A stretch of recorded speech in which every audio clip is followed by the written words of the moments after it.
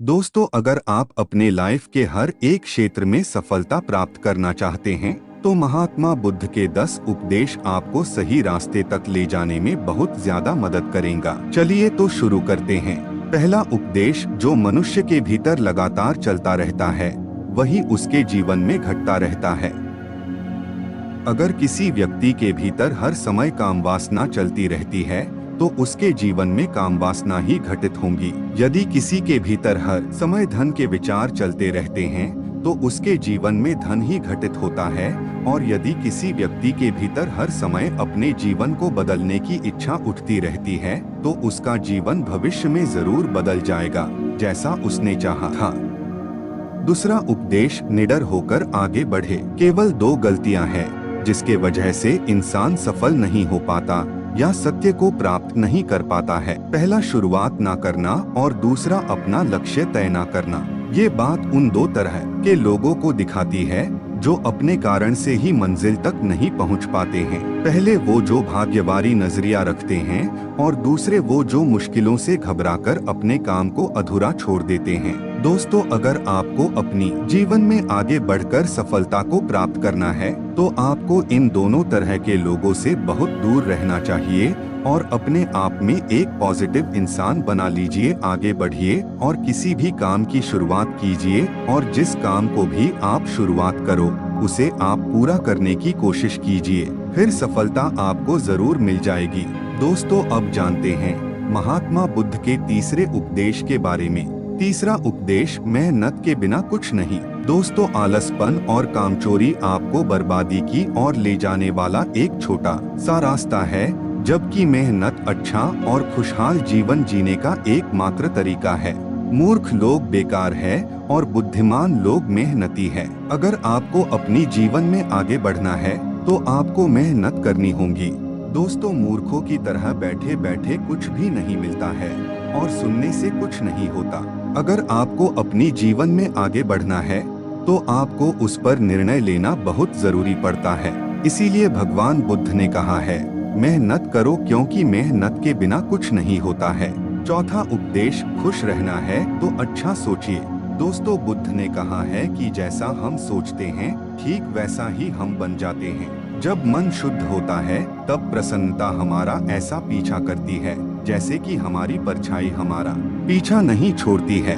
इसीलिए इंसान को हमेशा सकारात्मक बातें सोचनी चाहिए ताकि हर कठिन से भी कठिन परिस्थिति में वो आशा की किरण ढूंढ सकें और अपनी जीवन में खुश रह सकें। सोच व्यक्ति के जीवन को बना भी सकती है और बिगाड़ भी सकती है, क्योंकि जैसा व्यक्ति सोचता है वैसा ही वह बनता चला जाता है। आपकी सोच 5 इंद्रियों से मिलकर बनती है और वे 5 इंद्रिय है आँख, कान, नाक, जीभ और त्वचा।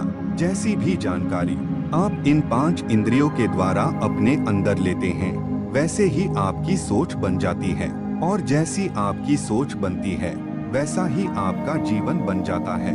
इसीलिए अगर आप खुश रहना चाहते हो तो अच्छा सोचिए।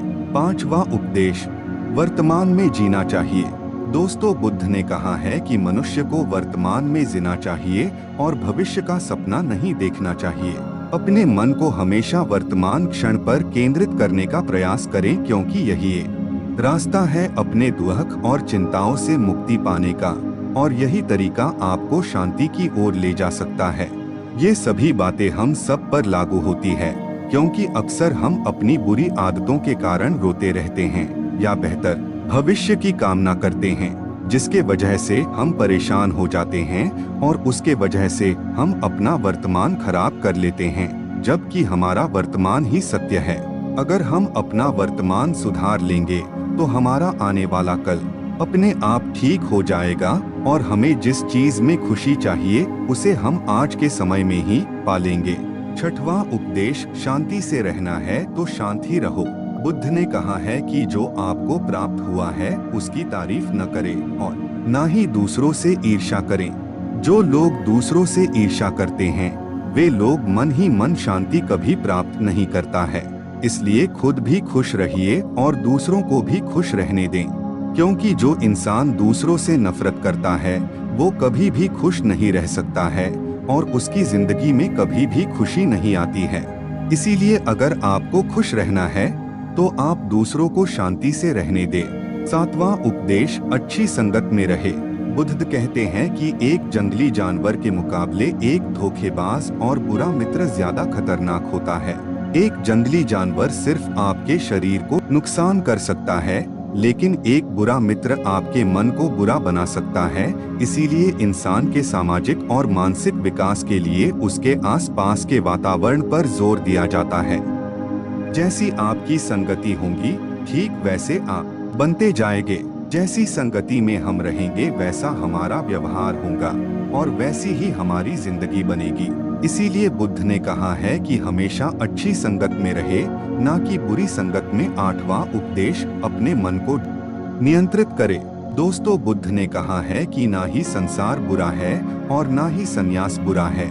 अगर कुछ बुरा है तो वो है व्यक्ति का विचलित मन, जो उसे कहीं टिकने नहीं देता है।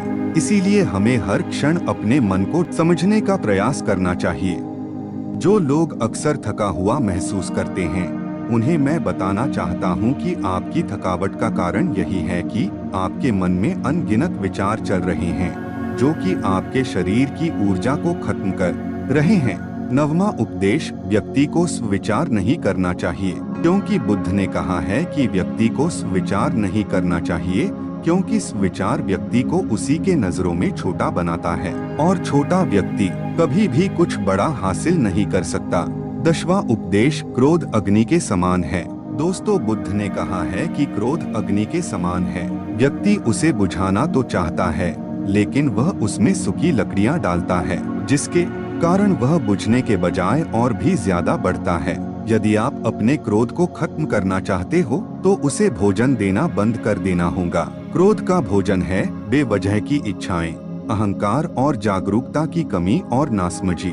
यदि आप क्रोध को ये सभी भोजन नहीं दोगे तो आपको क्रोध कभी नहीं आएगा। दोस्तों, यह थे गौतम बुद्ध के द्वारा दिए 10 उपदेश। आप सभी को कैसे लगे, नीचे कमेंट बॉक्स में कमेंट करके जरूर बताएं। दोस्तों, अगर आप लोगों को गौतम की यह कहानी अच्छा लगा होगा तो हमारे चैनल को सब्सक्राइब कीजिए, वीडियो को लाइक और शेयर कीजिए। और हाँ, वीडियो देखने के लिए आप सभी को धन्यवाद।